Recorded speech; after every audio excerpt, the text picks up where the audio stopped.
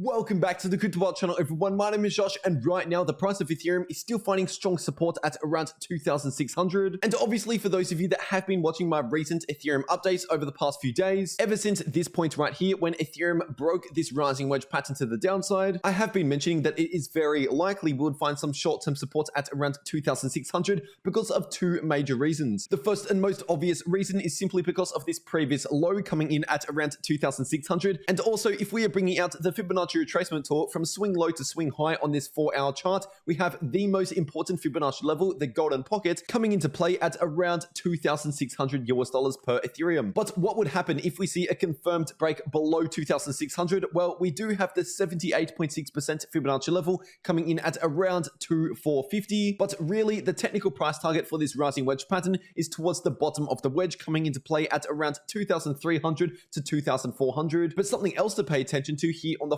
4-hour time frame is the price oscillators, because what we are seeing right now in the Ethereum RSI is a slight move back to the upside after getting very close to oversold territories. And even though this is not a bullish divergence, anytime we are trending to the upside in the Ethereum RSI, that is either bullish or at least means that we are seeing reduced bearish pressure. And obviously over the past 1 day approximately, that is pretty much exactly what we have seen. We've pretty much just gone sideways, and the last time we saw something similar to this was around 2 weeks ago. You can see the 4-hour Ethereum RSI was starting to trend back to the upside, which meant this short-term bearish trend in the price of Ethereum was losing momentum. But during that time period, we also backed that up with an uptrend in the 4-hour MACD, and right now we are not seeing that, at least just yet, but we are getting very close to another bullish cross. But I want to make it clear that at the time of recording this video, we have not confirmed a 4-hour bullish cross in the MACD, so we certainly have not confirmed a short-term bullish reversal in the price of Ethereum, at least just yet. And while we're on the 4-hour chart, I thought I should give you a quick update on this head and shoulders pattern that I mentioned in my last Ethereum update video. And at the time of recording, this pattern is not confirmed. This right shoulder was not really a right shoulder at all. Realistically speaking, for this head and shoulders pattern to actually be confirmed, the price of Ethereum needs to bounce up towards around 2,800, give or take, and then we need to see a rejection around those sort of prices, come back down towards this neckline at around 2,600, and then see a confirmed break below 2,600. And so, as I said yesterday, this is just a pattern that is still in its formation phase, and it's just one to pay attention to, but right now it is not confirmed, so no action is really required. But zooming out to the 12-hour Ethereum chart, of course, the parabolic stop and reverse indicator is still sitting in the red, as it has been doing for the last few days. And if you're looking at both the 12-hour RSI and the 12-hour MACD, they are both pointing in the bearish direction. And the last time we saw all three of these indicators on the 12-hour chart point in the bearish direction was roughly around 3 weeks ago, towards the beginning of this shorter-term downtrend that lasted for around 1 to 2 weeks. So as I have been letting you know ever since this point right up here, these shorter-term bearish signals on the Ethereum chart are still something to pay attention to. But if we're zooming out to the daily Ethereum chart,